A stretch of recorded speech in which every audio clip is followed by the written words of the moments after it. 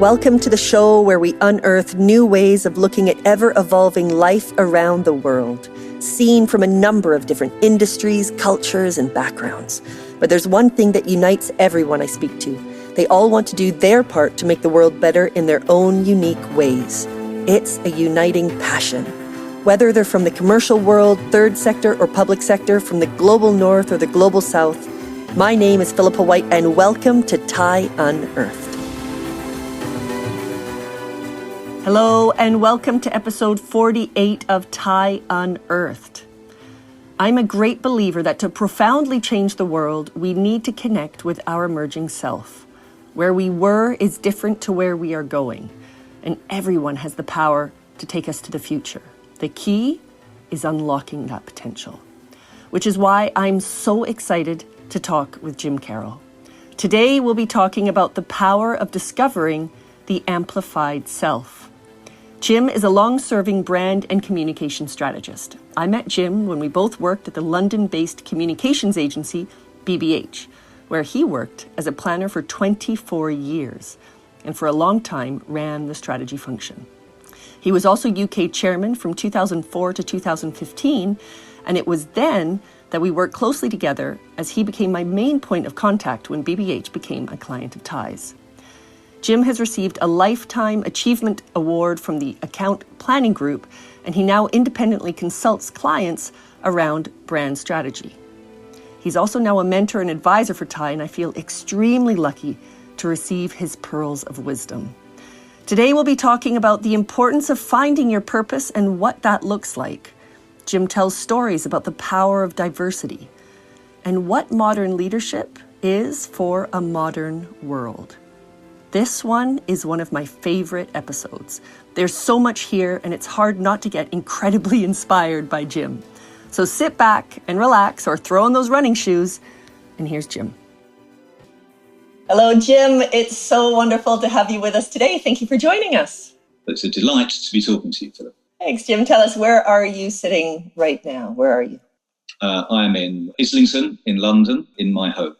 Lots of art books in the background. I can see there are. There's 1, 2, 3, 4, 5. Yeah, there's about 6 shelves of a whole wall of books, which just gives you a little bit of an insight into Jim. So yes, tell us a little bit about you. I was born in Essex, Romford in Essex, which is a suburb of London. I still see myself as a suburban person, I think. I was part of a big Catholic family. Probably at school I was a bit of a nerd, but I was a nerd who liked soul music. So I think there may be, all of us have contrasting elements to our character. And I think with me, it's the serious and the frivolous go hand in hand.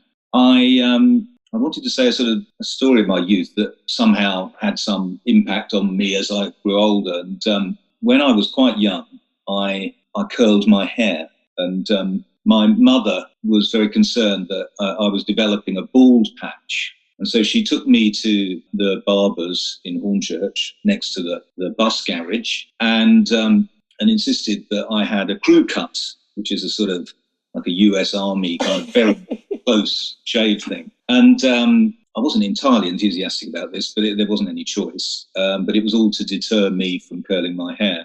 And of course, I went into school, and this was the early 70s, and I went into my school, and everyone had long, lustrous locks, and I had this very sort of tight cut. And I wanted to have long, lustrous locks, and I yearned to belong, but I couldn't. And in some ways, I think my life has been a long series of incidents like that, where I've learned to belong, and yet I couldn't. I felt somehow an outsider. Now, the reason I use that as an illustration is I subsequently became a strategist, a planner in advertising. And I ended up thinking that being an outsider who wants to belong is a good definition of what planners are. The outsiderdom gives us an objectivity, so we look at the world from a distance, but the yearning to belong gives us an empathy because we want to feel what others feel. So that's it. I grew up in Essex. I went to study classics at Oxford University, Latin, Greek, ancient history. Wow. And yet when I looked for a job, I wanted something that gave me this combination of the serious and the frivolous. And that's what took me to advertising. Where did you work first? Obviously, we met at BBH, but were you at BBH ever since the beginning? No, I tried to get into advertising immediately after college, but couldn't. And I was directed towards market research. I worked for a company called Qualitative Market Research, called the Strategic Research Group. I did focus groups up and down the country into baked beans, boilers, and anything that you could get to mention. And it was a great grounding, actually, because it's all about listening to ordinary people, hearing how they feel about the world and about the sector and about the brand. And so, yeah. And then after that, you went to BBH? No, then I worked for a small agency called Model Wilmot Pringle that inducted me in the very different culture of advertising. And then from there, in 1990, I joined BBH. Wow. And I was there for the next 25 years. Yeah, absolutely. So perhaps you can tell us about your time at BBH and some learnings that you can share with our listeners. Just for our listeners, I mean, I mentioned this in the introduction, but I met Jim at BBH, and he has been so involved with Thai as an advisor, but even before that, as a client.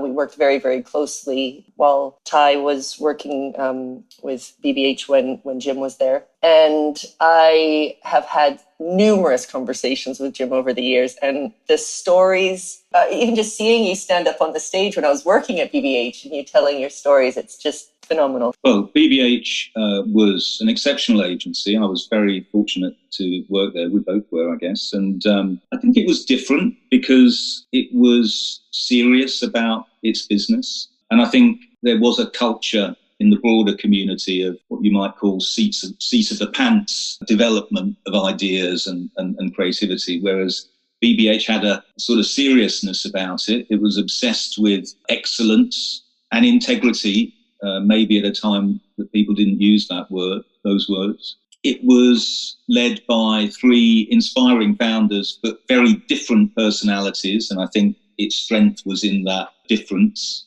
It was characterized by a kind of restlessness. It was never, it had a paranoia about complacency. It was always worried about what if it all goes wrong. Nigel Bogle, one of the founders, used to say, we're 3 phone calls away from disaster. Yeah. And I was rather like that. It said, we will not rest on our laurels. If we got 3 phone calls from our biggest clients, then the game could be up. It was an agency that was serious about culture and values. And I think it had a series of principles that it drove into the business so that everyone that worked there, however diverse they were as individuals, they bought into a philosophy, and we were taught all roads lead to the work. Whenever you've got a difficult decision, work out what's best for the work, and that will resolve that conundrum. We were taught when the world zigzag, which was our slogan, so to speak. And the black sheep. The black sheep. It was all about being the black sheep. Be different. Be different. We're selling difference. Subsequently, it coined the phrase, we believe in the power of difference to make a difference. And so it talked about how if difference is our end product, then shouldn't we be using that to make a difference beyond our clients into the communities that we serve? John Bartle used to talk about the opposite of creativity is cynicism. And I've always found that a healthy watch out, because intelligent people tend to be the most cynical. And it always tried to run at the future. It always believed we must embrace progress. John Hegarty, the creative director, used to say, look, do interesting things and interesting things happen to you. And that's a very refreshing way to think about change and innovation and difference, is things happen when you do interesting things. Totally. I had something I've prepared here, which is one New Year, Nigel stood in front of the company and said, this is the objective for this year. And he put up a chart. Can I get the chart? There's the chart. Yes. And the chart just said, we will be better than everyone else and we will be more different. And that was an example of the clarity and quality focus that the agency had. What John's philosophy is great for is so often when we address change, we think we need to be super rational because change is important, change is big, change is difficult. And so we sit there and we get a pen and paper and we do a sort of serious pros and cons and analysis, etc. But I think John always wants you to understand that big decisions should be about the head and the heart. Yes. We need to open ourselves up when we're making big decisions to what our gut is saying, what our heart is saying, what our feelings are telling us to do. And don't just be serious and disciplined and rational, be both. And I think the interesting things, doctrine is all about opening things up to how you feel about your work and about life, rather than just what the pros and cons suggest to you. You know, and I just, even be good and nice, just thinking of the BBH, you know, how many companies then, I mean, now maybe there's a few more, but even still, to get hired at BBH, when they're interviewing you, they want to make sure that you are good and you're nice. Yeah. And I just think that was so before its time. When, I mean, I got a job at BBH in 2003, I think. You know, that purpose, there were a lot of the ways that businesses are now realizing that they need to think now. I feel like BBH was there a long time ago. Yes, it's the great management theorist, Peter Drucker, said, culture eats strategy for breakfast. Yeah. And I think BBH was serious about culture. The nice element of good and nice was, if someone's not nice, however good they are, they're a kind of cancer in the culture. They're eating away at the everyday tissue of the business. And so you need nice people as well as good people. I mean, and I think the reductive logic of that is very typical of BBH, to reduce it to those two. Yeah. I'd love to just talk about purpose. We mentioned it just now, but I've heard you quote Oscar Wilde, "Be yourself, everyone else is taken." And I love that. I love that for so many reasons. And I just wonder if you can talk to us about, why is finding your purpose so important? Yeah, and, there's a health warning around the word purpose, because people can get incredibly sort of sanctimonious around the whole issue. But fundamentally, we all need to be clear about purpose, because it's really just about why. Why am I doing this? Why am I coming into work? And I guess when you're younger, the answer to why can be as simple as, I've got to pay the rent, I've got to pay the mortgage, I've got to feed the family. And that's completely legitimate. But I think sometimes you want to go deeper with the why. And it may be, my why is because I just love what we manufacture. I love what we make. I love the service that we give. I love my colleagues. But sometimes it goes deeper still. It goes into the impact that your work can have on the world. And I think the reason purpose seems such a current thing is that in a period of change, in periods of turbulence like we're going through now, the need, the desire to have a fixed point, to have a North Star is greater than ever. If you watch ballet, you'll know that there's a famous sequence in Act 3 of Swan Lake where the black swan does 32 fouette turns and she spins on the spot, just like a human gyroscope.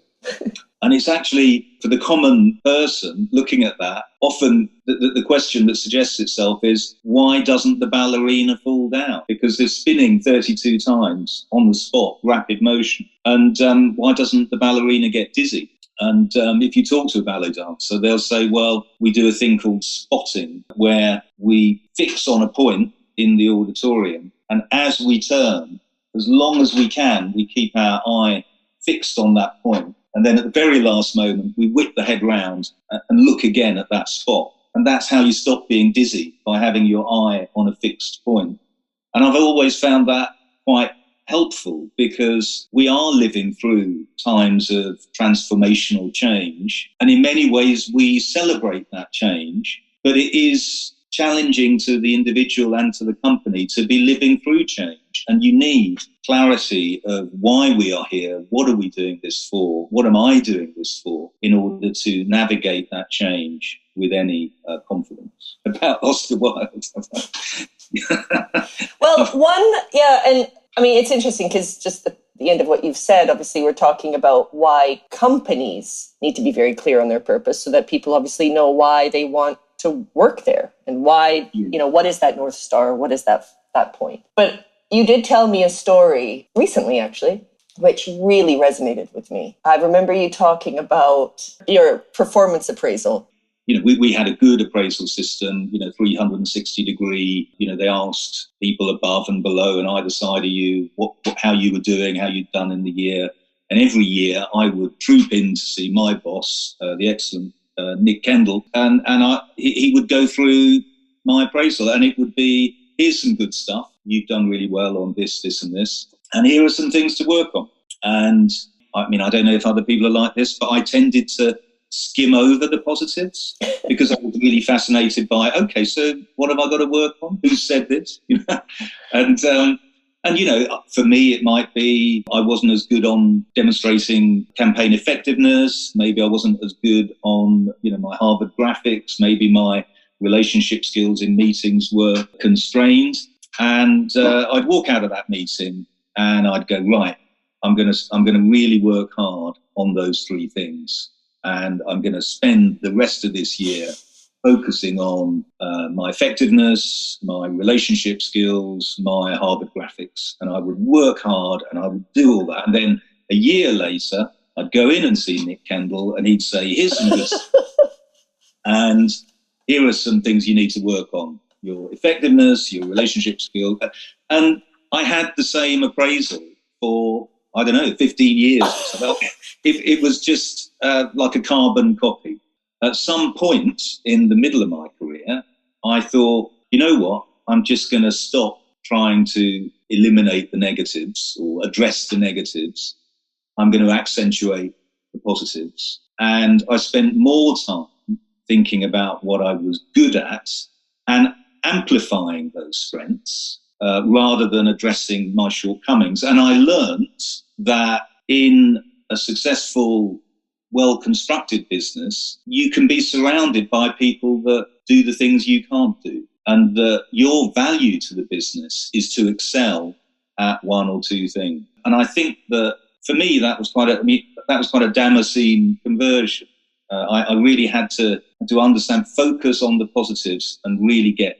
Now, that's easier said than done because some of us don't know what we're great at. And it takes a certain amount of self-reflection to work out, well, what is the thing that I can uniquely do? What is the area where I most add value? I once did this exercise. I was asked by the company CEO, Ben Fennell, to come up with a point of view about leadership. And I thought, well, I don't know if I have a point of view about leadership. So I think like a good strategist, I'll do a little bit of research. And I reviewed, I've worked with many great leaders, client side, agency side. I reviewed all the interesting and compelling leaders that I'd worked with. And I'll do a little analysis. And I came up with, well, one leader was extremely visionary, articulate, painting a picture of the future. Another leader was competitive, driven, incremental improvements. Another was the great motivator. She just made people feel brilliant whenever you were in the room with her. Another was a kind of puppet master. She managed the connections with client and agency so that everything happened in the right way. Another was the great pragmatist, the great problem solver. And I went through a whole load of these leaders. And what I found was they each had quite different skills. Now, you could respond to this analysis by saying, okay, the key to great leadership is to have vision, to be competitive, to be motivational, to have relationship skills, to be a great problem solver, etc., etc. But none of the individuals that I so admired had all of those skills. What they had was one of those skills to the nth degree. And more than that, what they had established was that there was something about them that made them good at that thing. They were, in current parlance, completely authentic, but they'd found a larger stage and a louder voice with which to articulate what they were good at. And so when I went back to Ben, I said that I think leadership is about the amplified self. Yeah, beautiful. It's about isolating your strengths and turning those strengths up to 11. And that's not easy, but it is comprehensible. And many people go the wrong route on leadership. They try to be the leader that they most admire. they try to be all of the leaders that there have ever been that are great. They will always fail if that's your objective. And that's where the Oscar Wilde comes from. Be yourself, everyone else is already taken. The key to great leadership is understanding what you bring and amplifying that and bringing it to bear in a bigger, bolder way. It's fascinating because that actually goes really nicely into leadership. And you talk about me and we, but also modern leadership for a modern world. And reminds me a bit of an article that I was asked to write about command and control style leadership and why or how has the pandemic moved us even further away from that. And I just wonder, perhaps you can touch on that.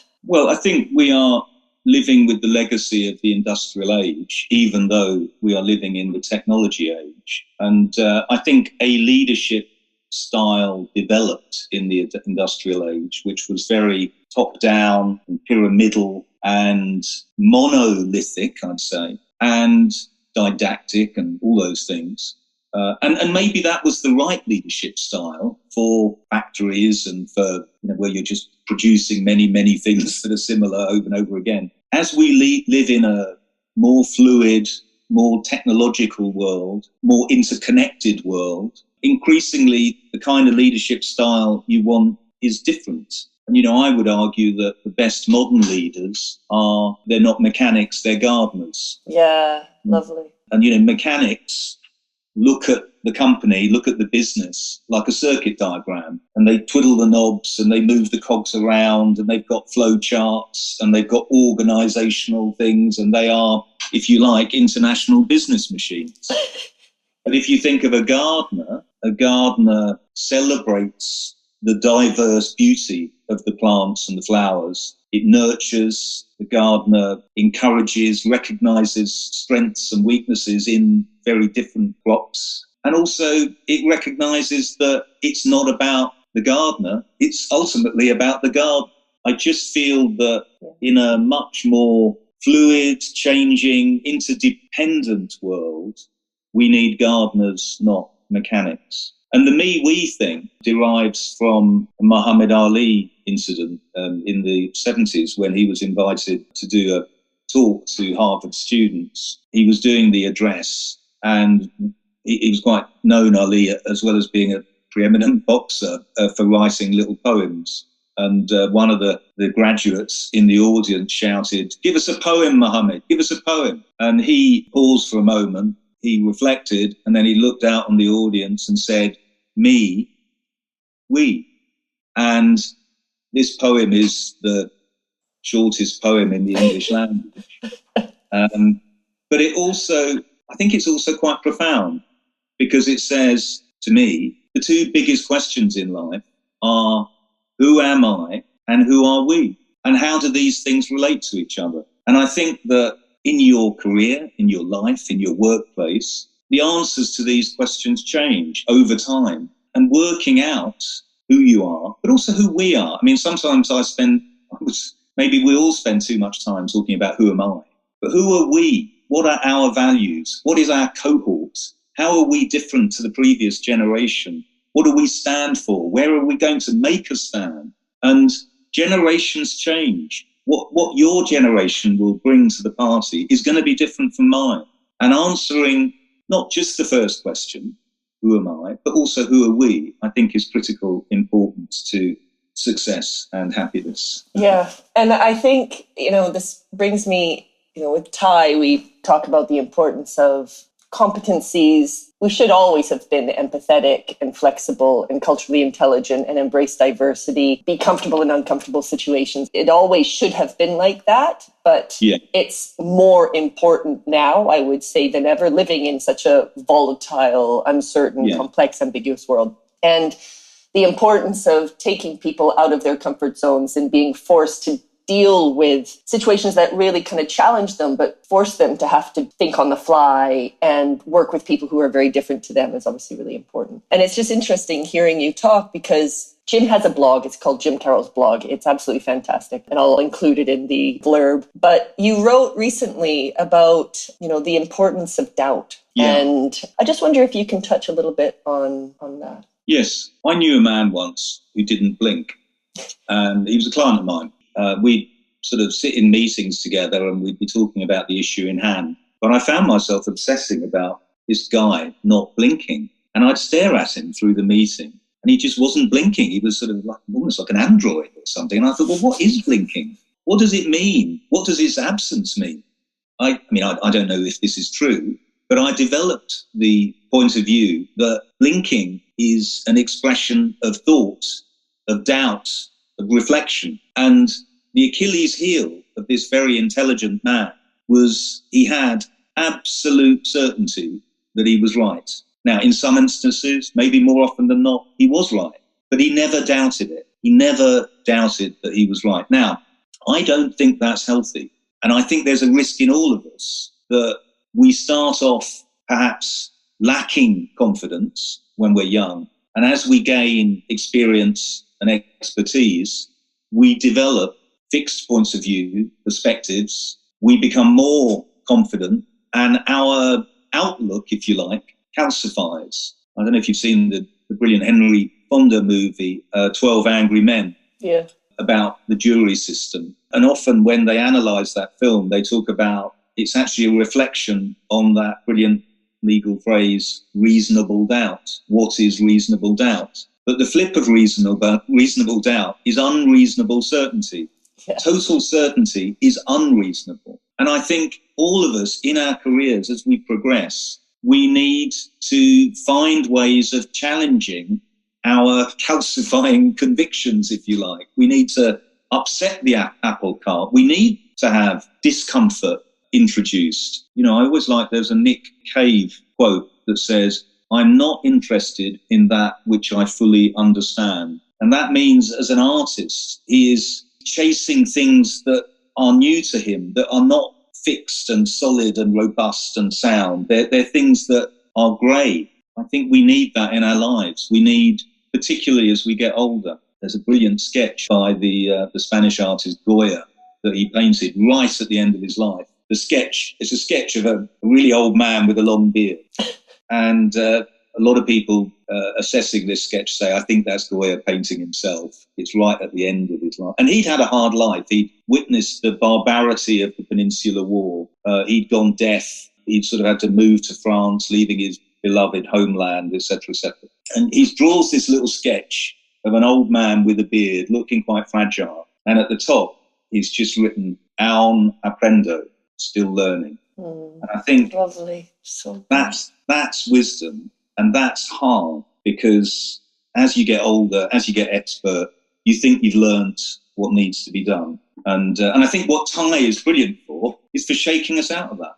And that's what I've always admired about what you do, Philippa, is that however good you are going to be challenged. You are going to be looking at something that you've not experienced before. You're going to be questioned about some of your own convictions. We all are pretty good at running trains along railway tracks. And in many respects, that's what jobs are. You just run a train along a track because you know that track is going to the destination that it always has. Well, sometimes we need to learn how to lay railway, and that is hard. And that's what true leaders can do. And that's where you need to test yourself is, I know I can run a train on a track, but can I put a new railway down? God, that's really beautiful. Yeah, that's really great. And that is, we just actually finished a fantastic Thai Accelerator project with a group of phenomenal people. We had Chief Strategy Officer Torben from Hamburg. We had the global head of digital for Oatly, named Sarah, and she's in Amsterdam. We had the co-CEO of the biggest media agency in Australia, Laura, and she's based in Sydney. And then we had Sean, who is Brisbane, and he is the head of marketing and operations for Suncor. So we had this incredible, super senior running the show, in their various departments or companies. Yeah. And they were faced with this challenge. The MAR Fund is this fund that looks after the Mesoamerican reef system it covers I think it's Guatemala, Honduras, Belize, and Mexico, perhaps. Anyway, it's 4 countries. And Maria, she's the executive director of this organization, 16 years, marine biologist, working, constantly talking to the World Bank and the UN and getting funds and sort of just incredibly, just high level stuff and just incredibly knowledgeable. And I put this team together with Maria.